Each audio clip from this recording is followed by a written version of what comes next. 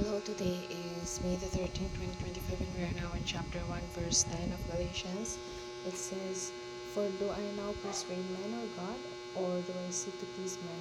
For if I yet please men, I should not be the servant of Christ." So this is a verse to remind us that we should all do the tasks that we do for God, our ministries, our services, wholeheartedly, only to please God and not to please anyone else, especially ourselves. Because when we start pleasing ourselves, then we start to deviate from the original purpose of our service, and we start to feed the flesh. We start to feed the pride that Satan has instilled in us when we are not yet saved.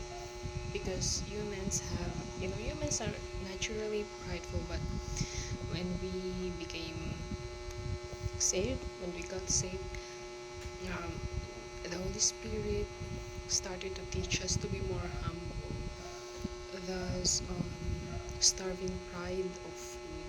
But when we deviate from the original goal, when we deviate from the correct and the rightful service, the rightful motive for our service, then we start to feed the pride again, and